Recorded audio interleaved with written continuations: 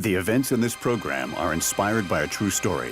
Names, dates, and details have been changed. Viewer discretion is advised. On this episode of Bizarre Murders, a dyed-in-the-wool romantic who's been doing the online dating thing for a while comes across a profile of an attractive young woman. They start up a flirtation. Her emails and texts are funny and smart. He starts to wonder if maybe he's finally met the one. But the encounter he has is far from romantic.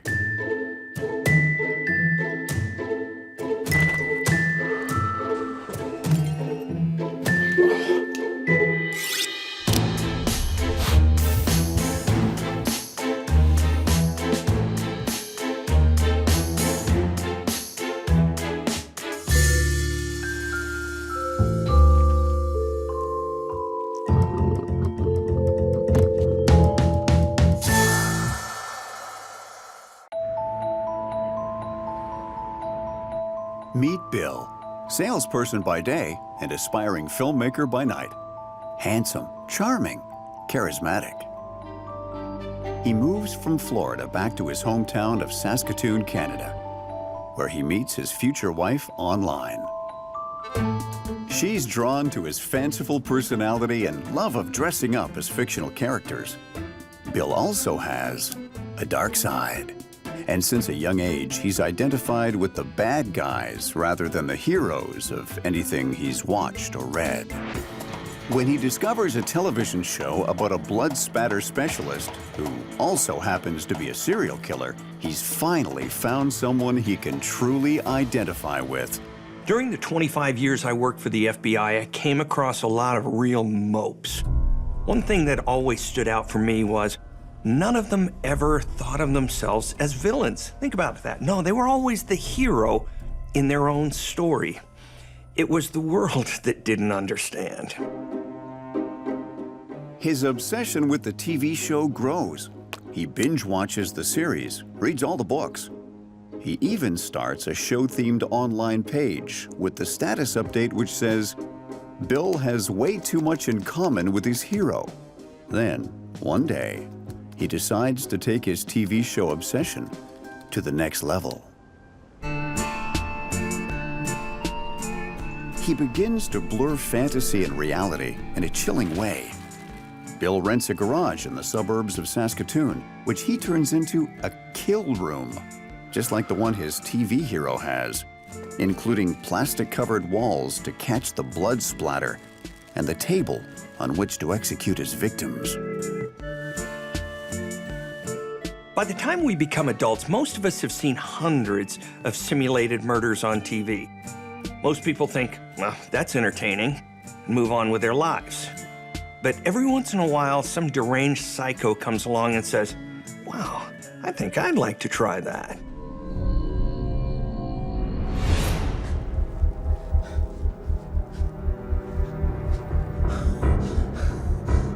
This isn't how my life was supposed to end. Well, this is how it's gonna end.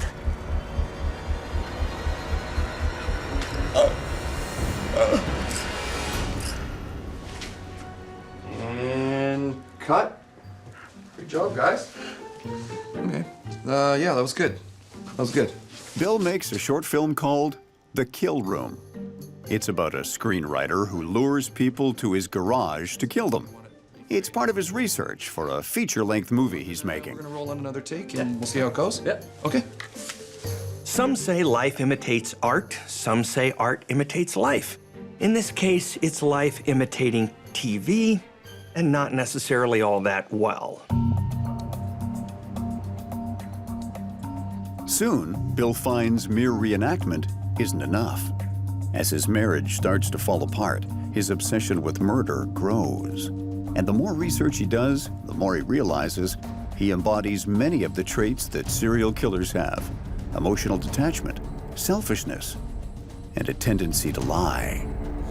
He sees a psychiatrist who says he's fine, perfectly normal. You are such a fool. At this point, he decides to turn his fantasy into reality. and become a real serial killer, just like his television hero. So here's a man hell-bent on becoming a serial killer, and he goes to a trained professional who declares him normal. It's an odd word to use, unless by normal you mean capable of luring somebody to his garage, then killing and dismembering them. By that standard, oh yeah, Bill is completely normal. Bill is very familiar with online dating sites. It's how he met his wife. He browses a popular site posing as Diane, a smart and beautiful young woman. It's a bait he hopes will attract some lonely single fish. And it's not long before he gets his first nibble. Meet Rick, 33 years old, recently separated, new in town, lonely.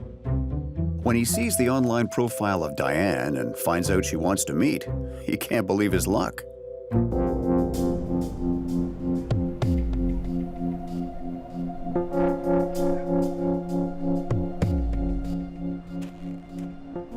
He agrees to meet Diane at an address that turns out to be a garage. A little odd, perhaps, but he figures it'll be fine. Just a little word to the wise. I'm not even saying this as former law enforcement, just as a person in the world with a bit of common sense. If you answer an online dating ad, make sure you meet at a public place where there are lots of people. Do not, listen to me, do not agree to go to a garage in the middle of nowhere.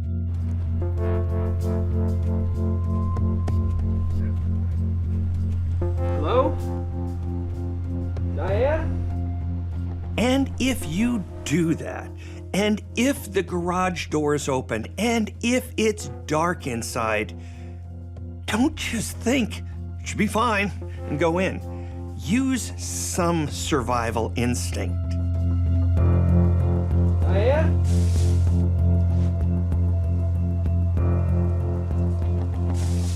Diane? Diane, are you here? You are such a fool.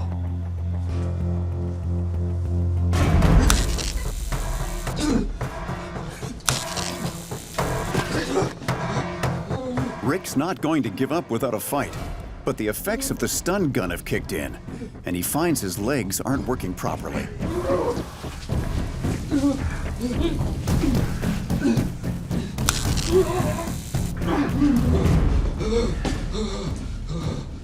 Then, Bill pulls a gun.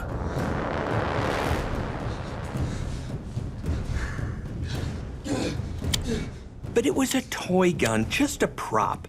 Why Bill would pull a toy gun on someone he plans to kill is anybody's guess.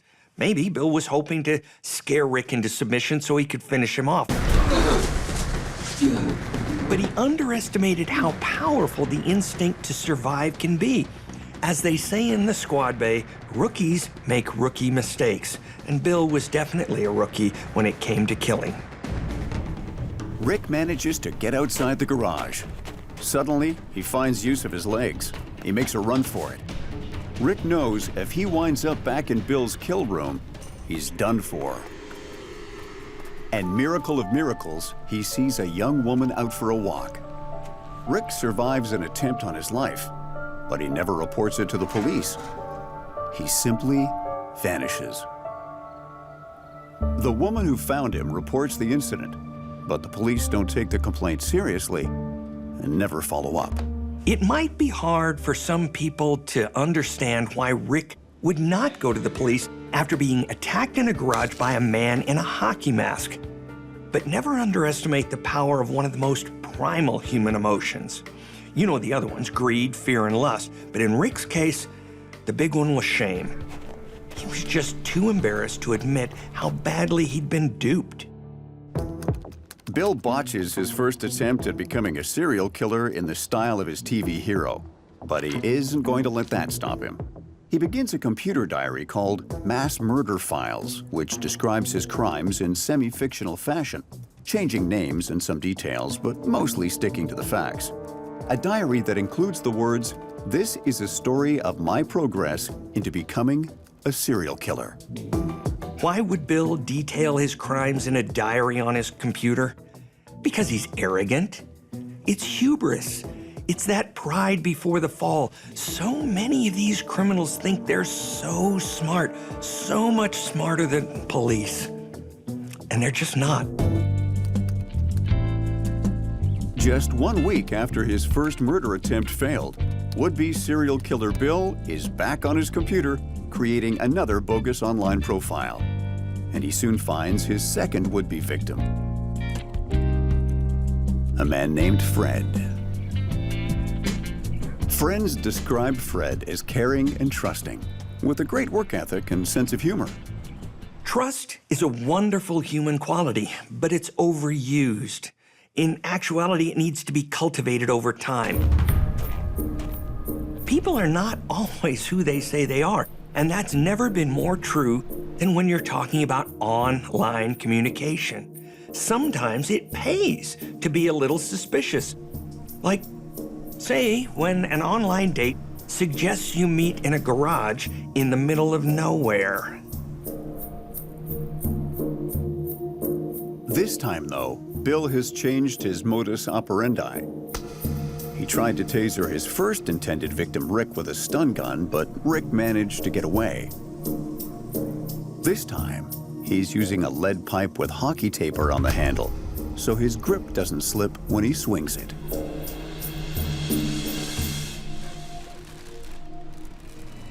Julie? Julie, are you there? Julie?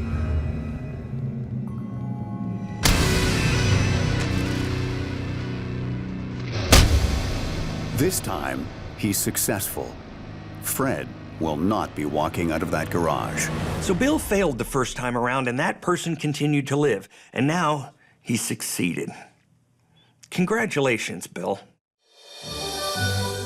Bill, the wannabe serial killer, now has his first victim. All he has to do is cut up the body, which he does using a hunter's game processing kit, and then dispose of it.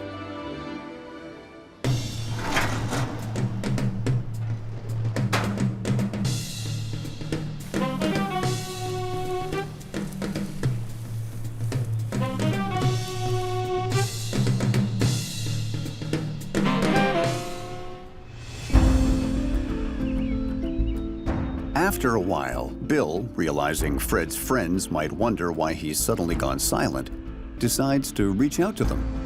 Using contacts he finds on Fred's phone, he sends them an email blast. Bill writes that he's met an amazing woman named Julie, and that they've taken off to Costa Rica for a long romantic vacation. The only problem, it sounds nothing like Fred.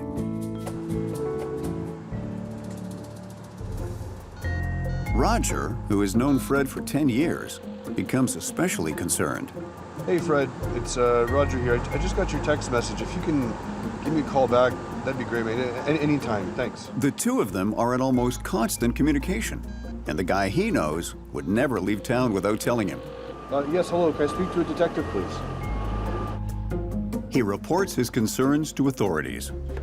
Frustrated that police won't look into Fred's disappearance, Roger decides to take matters into his own hands. Hey Fred? Fred, you home, bud? He breaks into Fred's house to see if he can figure out on his own what happened to his friend.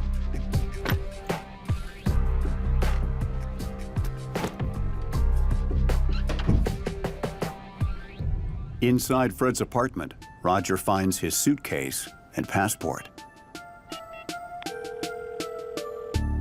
Hello, yes, I'd like to speak to a detective, please. Who am I speaking to?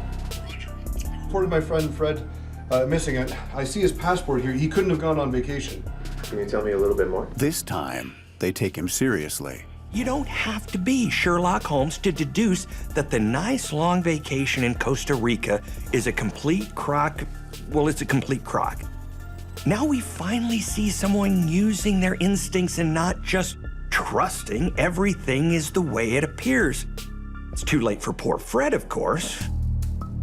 Hey, Detective Floyd. Thanks for seeing me on short notice. When's the last time you actually spoke to Fred? Just the other day, he was really excited. Detective Floyd launches a formal investigation into Fred's disappearance. He just told me he met some woman online.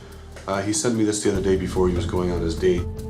He learns that on the night Fred went missing, he sent Roger a text message saying, "If something happens to me, here's the address of where I'm meeting my date." And do you know this woman he was going on a date with? No, I never saw her or met her. So something did ping on Fred's radar about going to meet a date at a garage in the middle of nowhere. Clearly, he heard a little voice saying, "There's something odd about this." It's just too bad the little voice didn't speak a little louder. Detective Floyd contacts the owner of the garage that was Fred's last destination, Bill. Even though police don't have a warrant, Bill is only too happy to show them around. He even volunteers to come into the station for questioning. Mind if I record this, or? No, go ahead. Yeah, absolutely. Thanks.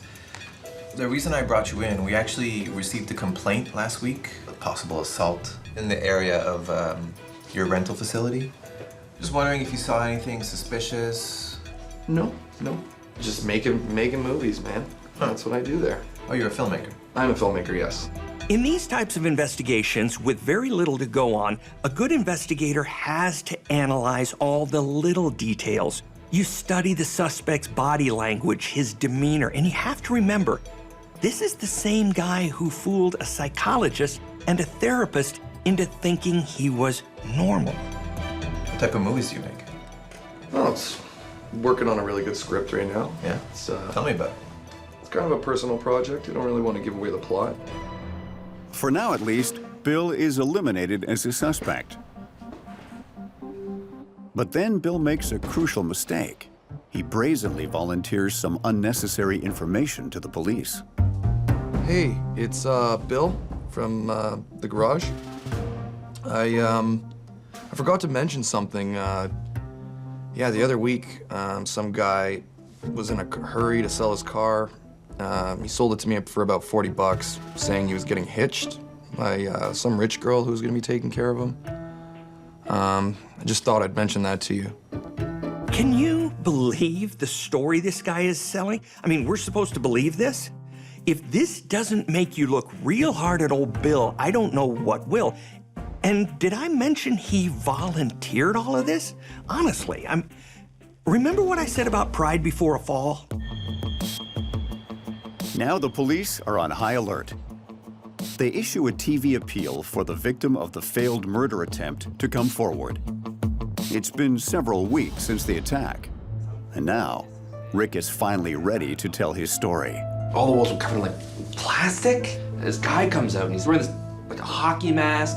It hit me right with the stun gun. I was able to just boot him off. Rolled right under the door and got up and I just ran.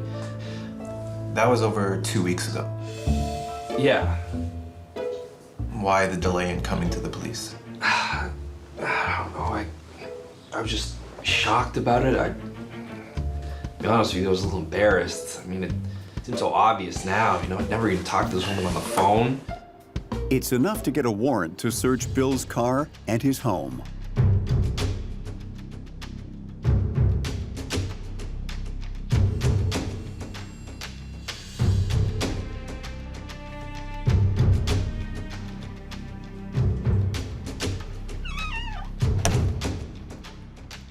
On Bill's laptop, police find a document named Mass Murder Files, a blow-by-blow account of Bill's crimes, right down to every last detail. Of course, he deleted the file before investigators show up. But when will people realize that nothing is ever truly deleted? Anyway, I'm glad criminals haven't figured this out. I mean, don't tell them, because it's one of our handiest tools. Retrieving so-called deleted files is easy.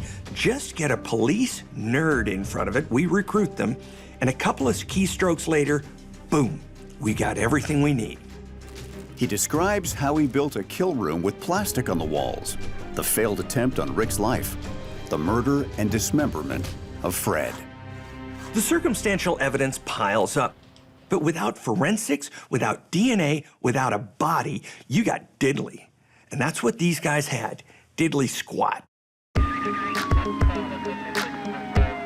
Police set out to build a case against Bill. They search his garage and find movie props including handcuffs, knives, and a movie script which reads as an homage to his television serial killer hero called The Kill Room. Then they find evidence even more damning. Forensics technicians use luminol to detect over 200 bloodstains on the floor. They also find a pair of bloody jeans and a chilling to-do list that contains the item, tidy kill room. You gotta love that. Typical guy, right? Writing himself notes all along. Tidy kill room. But he doesn't do a good enough job. Don't tell anybody, but they'll never do a good enough job. We get everything. And then he forgets to do his laundry. Oh, and here's another potential note to self. While you're tidying up the kill room, maybe throw out the note that says, tidy the kill room. It's enough to get him arrested and charged with first-degree murder. He never confesses to the crime, but never denies it either. Investigators know he did it, but they still don't have a body. Eventually, after several months in prison, Bill tells them at least where to find Fred's body. In the end, he admits to the murder, but maintains that he killed Fred in self-defense as part of a publicity stunt for his movies. If you're going to try and pull off a nose-stretcher story like that, maybe don't try to cover it up afterwards. I mean, I'm no Hollywood mogul, but as I understand it, the concept of a publicity stunt is that you actually make it public. The moral of the story? It's important to know the difference between fact and fiction. Bill idolized a fictional TV character and lured men into his kill room with a fiction of meeting their dream date. But the fact is, he committed a heinous crime and was put away for those crimes. And those facts, like all facts, speak pretty loudly for themselves.